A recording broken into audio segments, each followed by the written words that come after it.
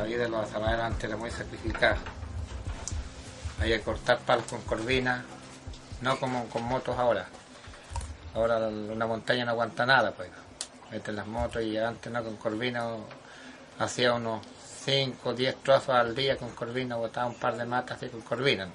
Ahora no, porque ahora llegaron las motos, se acabó la pega para los corvineros y todo. A principios del siglo XX, el bosque se extiende infinito en la zona precordillerana de la Araucanía, cubriendo las montañas imponentes, majestuosas e invencibles. El hombre, en tanto, sobrevive, desde principios de los tiempos, en una tierra inhóspita que se muestra un tanto egoísta, hasta ahora.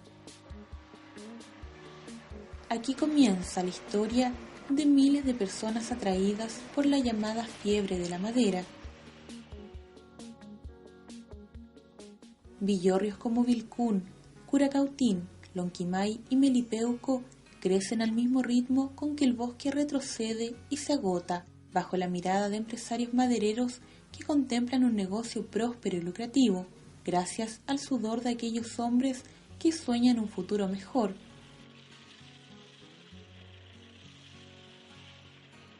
Los hombres de los aserraderos emigraron desde diversos puntos del territorio chileno con la esperanza de trabajar en una de las tantas empresas nacionales y extranjeras que llegaron a la zona a explotar el bosque. Solo en la comuna de Curacautín, la industria de la madera generó gran progreso económico, de acuerdo al testimonio de Raúl Reyes. Anteriormente esta comuna vivía principalmente lo que era la madera, era una industria netamente maderera, teníamos todo lo que era la industria Mozo, después Focura, que era donde se hacía madera terciada, madera de paneles, aglomerada, y que le dio trabajo en su momento a más de 2.000 personas. Fue una industria que le dio todo el auge a esta comuna de Curacautín, tenemos grandes recuerdos, todavía queda mucha gente de esa, muchas generaciones que aprendieron de la industria lo que era el trabajo de la madera. Toda la actividad laboral de aquellos tiempos se centró en la figura del locomóvil. Su operador, persona vital en el funcionamiento de esta herramienta, debía ponerla en marcha de madrugada, y así, en un par de horas, la máquina podía estar lista para dar inicio a una nueva jornada de trabajo.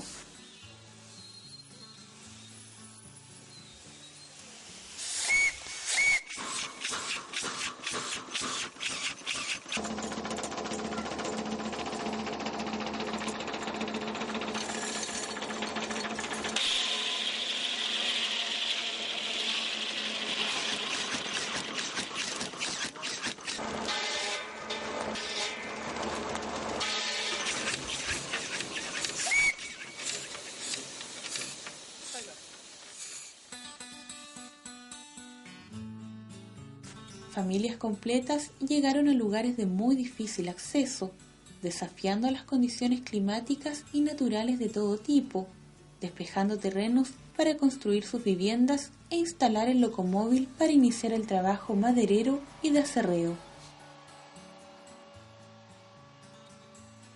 Todo este proceso era extremadamente duro, debiendo a los mismos obreros despejar el terreno para levantar sus viviendas o rucos, con hacha y una especie de sierra llamada corvina de unos 2 a 3 metros de largo, usada para cortar los árboles y hacer los trozos. Desde niña, Marta Castro, hija del dueño de un aserradero de la región, escuchó la historia de la explotación de la madera contada por su mismo abuelo, Tomás Viñuela, quien llegó a Curacautín en el año 1921.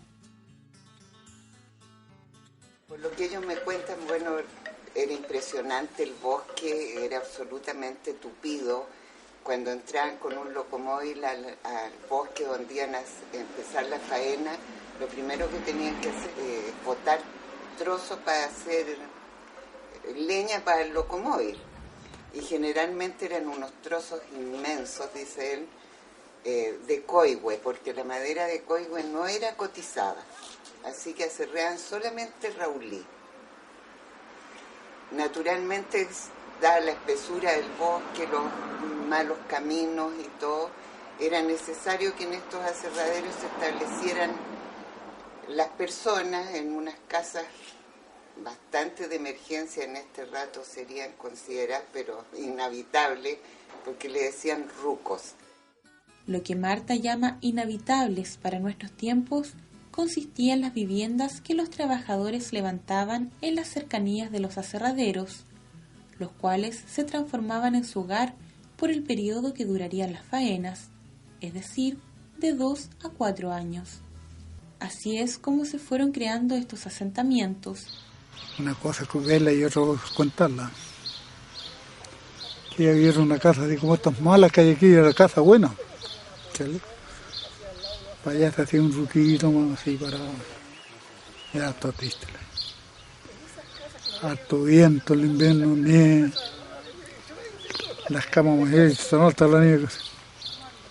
La sufrimos bastante. Ella que anda haciendo la pura camita, ¿no? Y la ollita y listo. Platito. No se podía arreglar más. La vida de las personas que habitaban los aserraderos era extremadamente dura, resignándose a las condiciones impuestas por el patrón, a quien, en algunas oportunidades, cuando se trataba de grandes empresas, ni siquiera conocían. De acuerdo a testimonios entregados, en la época no existían leyes sociales ni condiciones laborales seguras para los trabajadores, ni siquiera los sueldos aseguraban el bienestar del grupo familiar, debiendo muchas veces los niños andar descalzos porque el presupuesto del hogar no alcanzaba para vestir adecuadamente a todos sus integrantes. Belarmino Sepúlveda relata los sacrificios que debieron enfrentar las familias en esos tiempos.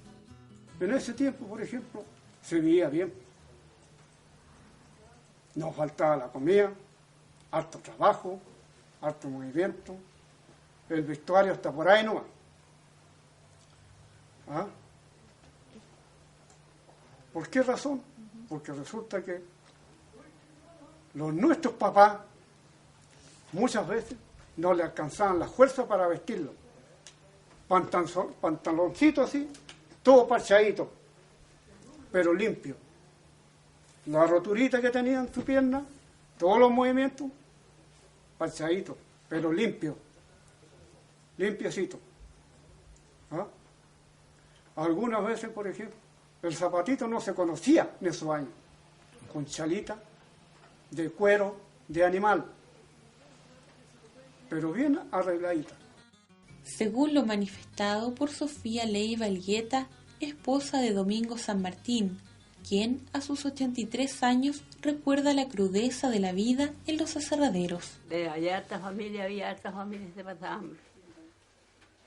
Y otras que no teníamos niños, no, porque con poquititos teníamos. Y había señoras que tenían hasta 15 niños. Pasar hambre o tener sustento dependía del funcionamiento de la pulpería del lugar, la cual era habilitada cerca del aserradero y su abastecimiento dependía del empleador. Allí se compraban los víveres que luego eran descontados de sus salarios. Un apoyo en la alimentación eran los huertos con hortalizas que cultivaban las mujeres en los alrededores de sus rucos, quienes, con la ayuda de sus hijos, criaban también algunos animales. La comida era preparada en fogones cavados en el suelo, porque las cocinas a leña eran un lujo inalcanzable que las familias no podían darse. Los alimentos perecibles debían consumirse rápidamente por no existir las condiciones apropiadas para su almacenamiento y conservación. Otro lujo lo conformaban algunas prendas de vestir, como los zapatos. Un niño privilegiado de tenerlos podía usarlos solo en invierno, y si era más privilegiado aún, asistía al colegio con ellos. El resto debía andar descalzo por la nieve o con sandalias artesanales fabricadas por ellos mismos, generalmente de cuero de animales. Los cabros no conocían zapatos, no conocían nada, pues. En estas condiciones de pobreza, el sacrificio mayor lo realizaban los niños para poder asistir al colegio, los cuales se encontraban a gran distancia de sus hogares, hecho que se sumaba a la falta de caminos y a la rigurosidad del clima, lo cual impedía educar a los más pequeños de la comunidad. Bueno, yo tenía alumnos, ¿cierto?, que no había educación en primero básico, voy con 18 años, entonces era tremendo, porque no había colegio. Además, yo me daba cuenta de que había tanto analfabeto, tanto papá que no sabía nada, y eso es una encuesta que yo la hice muy personal. Ante esto, su futuro se basaba en crecer y comenzar a trabajar para aportar un sueldo más a la pequeña economía familiar. Los niños se unían a sus padres en las tareas del aserradero, mientras las mujeres eran enviadas a trabajar a la ciudad o pueblo más cercano en casas de familias adineradas como empleadas domésticas. Lo anterior con un promedio de 12 años y 0 nivel de escolaridad. Perdónenme, yo no conocí escuela. ¿Por qué motivo? Porque aquí para allá donde me crié yo eran montañas virgen. No habían escuela. Los papás de uno no le alcanzaban las fuerzas para darle estudio. Perdónenme que es feo lo que diga, pero nosotros una vez que ya los pudimos a trabajar, puro trabajo.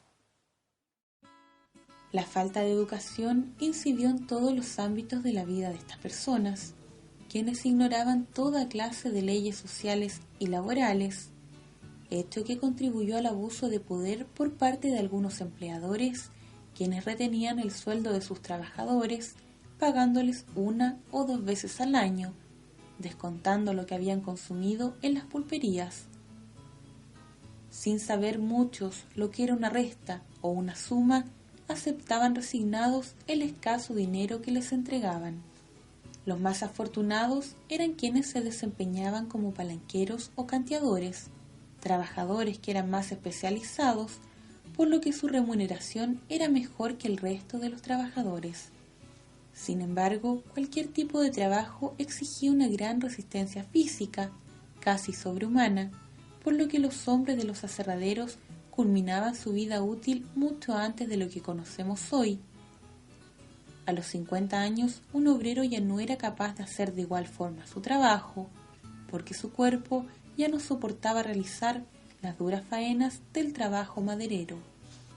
Patricio Sáenz, nieto de dueño de aserradero, un español que llegó a trabajar la madera en la década del 40 y del cual heredó su oficio, cuenta cómo se realizaba el trabajo antaño, destacando el gran esfuerzo físico que implicaba mover piezas de maderas muy maduras, aserradas de árboles con una data de antigüedad de casi 500 años, las cuales llegaban a pesar más de 150 kilos. Y se cortaba en mayo, junio, julio y agosto, que prácticamente son los meses más crudos de invierno, donde las condiciones climáticas eran totalmente adversas y se hacía sobre la nieve. Eso es lo que yo les comentaba, que los cortes eran muy por encima de lo que hoy día uno está acostumbrado a hacer. Y era porque en esos años, producto seguramente porque había mucho bosque, era tremendamente nevador y llovedor acá. Así es que ese proceso era hasta prácticamente agosto, la corta, ¿cierto? Mayo, agosto, y de ahí empezaba todo el proceso de acopio de esas maderas a los aserraderos para posteriormente trasladarlo a las plantas, los que trabajaban relacionados con las plantas, y de lo contrario lo hacían en el propio aserradero. Y ese trabajo también era todos los meses de primavera fundamentalmente. Y ahí, apenas se arregló el tiempo, octubre, empezaba el trabajo fuerte de aserreo. Era mucho más difícil hacer el trabajo de bosque que hacer el trabajo de aserreo. La gente que trabajaba en madera no era gente que pudiese hoy día pensarse que iban a trabajar hasta los 65 años. Una persona a los 50 años, ya con todo lo que significaba cargar madera, porque la cargaban sobre los hombros, durante toda una vida, ya a esa altura ya estaba sufriendo todo, le estaban pasando la cuenta a todos los trabajos sobrehumanos que hacía. Uno de los tantos problemas que se sumó a las difíciles condiciones de vida fue fue la mala calidad en la atención de la salud que recibían los habitantes, acentuado por la falta de caminos y la gran distancia existente hacia las zonas urbanas. Aquí toma gran importancia la medicina casera, suministrada por mujeres conocidas como vaquianas, quienes eran grandes conocedoras de las propiedades curativas de las hierbas. Si la dolencia continuaba, entonces el paciente era trasladado al pueblo más cercano para recibir atención médica. El hecho de que una mujer estuviese embarazada constituía un reto de proporciones, puesto que llegada la hora de dar a luz, lo hacían en sus propios hogares, ayudadas solo por parteras. Habían señoras que servían para eso, sabían. Y se iban a buscar y ahí llegaban los niños. Solitas, no más nada en cosas de hospitales ni cosas que se parezcan. Había oportunidades donde la situación podía manejarse de distinta forma con la ayuda de la buena voluntad de los empleadores, ya que en invierno las embarazadas a punto de alumbrar eran trasladadas en carreta o a caballo para luego ser llevadas en algún vehículo hacia el hospital más cercano. La historia, sin embargo, fue muy distinta para Marta Castro, quien con 7 meses de embarazo y encontrándose en su casa a escasos 20 kilómetros de Curacautín, vivió una experiencia que la marcaría por el resto de su vida. Tuve una guagua de camino. ¿Y usted estaba trabajando en ese entonces? No, estaba en mi casa. Tenía 7 meses de embarazo. La vida social, en tanto, se limitaba a tomar mate entre vecinas. Los hombres, por su parte, se dedicaban a cazar, pescar y jugar fútbol en sus ratos libres, aunque había ocasiones de mayor relevancia, como la celebración de algunos santos. San Juan y San Sebastián eran las más importantes y los empleadores daban el día libre a los trabajadores, quienes asistían a las iglesias y cumplían con los sacramentos pendientes. En la oportunidad se celebraban matrimonios, bautizos y se pagaban mandas. El funeral de una persona también constituía un momento de reflexión y reunión para la comunidad. El velatorio del cuerpo se realizaba en el campo para luego ser trasladado en una carreta hacia el cementerio del pueblo, rodeado de todos sus vecinos, quienes daban su último adiós bajando por las laderas de las montañas.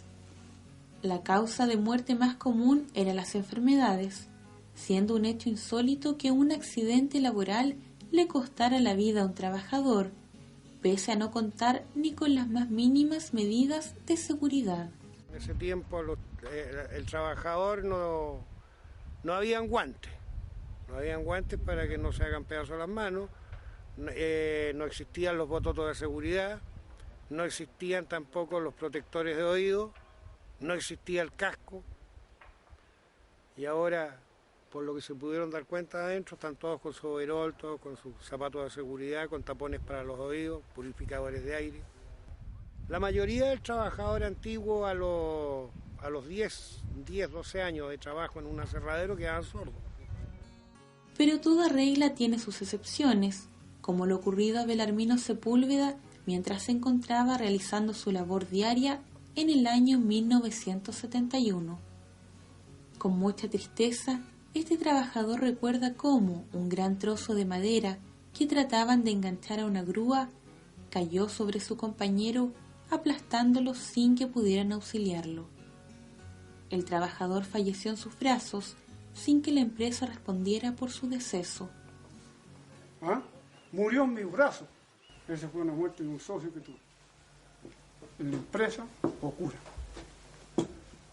La explotación de la madera continuó incesante por toda la zona precordillerana y cordillerana de la región, sin más restricción que la impuesta por los mapuche de la zona, antiguos propietarios de los terrenos, quienes prohibieron en cierta medida la tala de los árboles hembra, sobre todo araucarias, por ser el sustento de la población indígena que se alimentaba de sus frutos.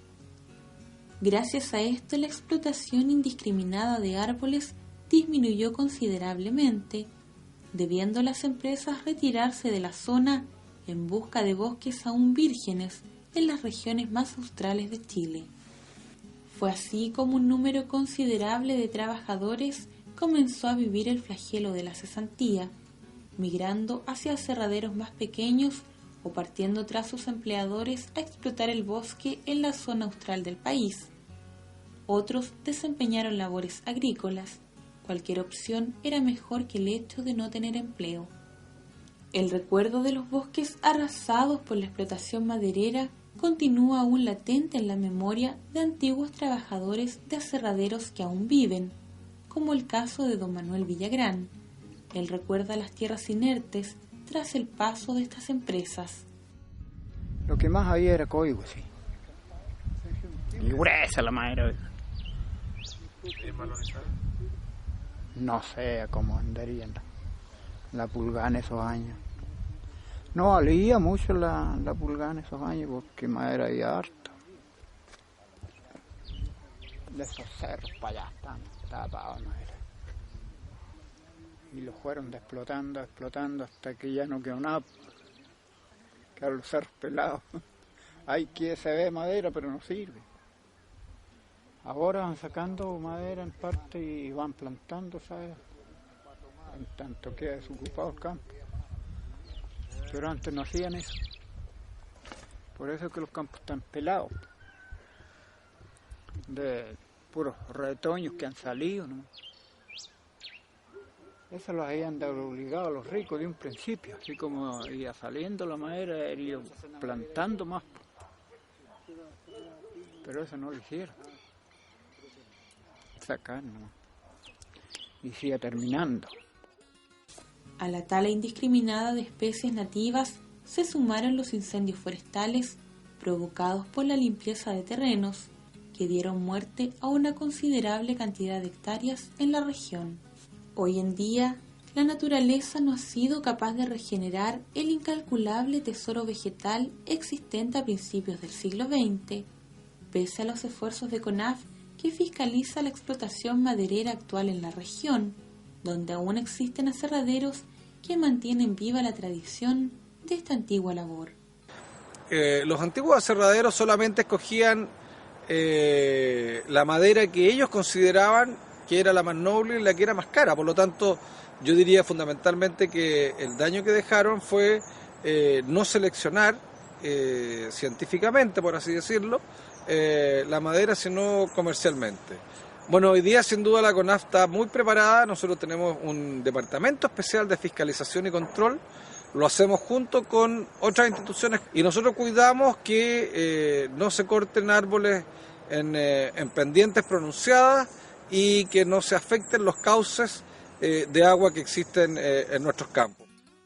La nostalgia se ha transmitido hasta las nuevas generaciones, quienes conservan los mejores recuerdos de los locomóviles que operaban sus padres y abuelos, manteniendo en funcionamiento estas máquinas hasta nuestros días. Empezamos con mi papá, entre los dos, el año 76, comprando este motor y haciendo la labor de hacer tejuelas. Y después de eso instalamos el aserradero que se ve más allá, para ya pasar a hacer madera de construcción y otras cosas. Durmientes hacían en aquel tiempo mucho. Y esa era nuestra fuente de trabajo. Mira, a un principio trabajaba yo y mi papá, entre los dos. Aserreábamos entre los dos, hacíamos tejuelas entre los dos, hacíamos traslapos entre los dos. Ahora él falleció van a entrar 2 años en abril, y yo me quedo trabajando con mi hijo en la misma labor. Precisamente su hijo, Gastón, quien con la experticia de los primeros trabajadores hace más de 100 años nos muestra el funcionamiento del locomóvil.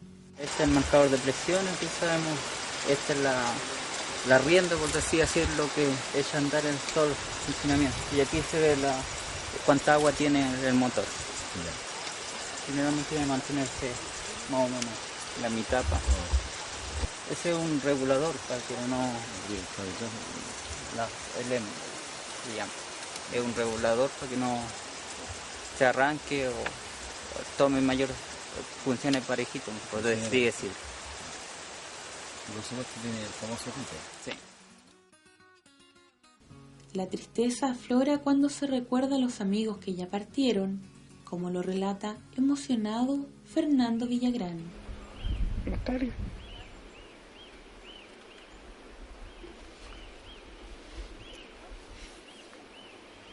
Nostalgia porque de pensar de tanta gente, amigos,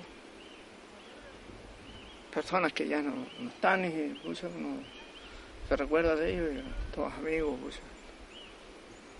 Eso es muy difícil. Por ejemplo, mi papá en el verano trabajaba aquí en la Aserradero, en el invierno en la montaña de Estofar.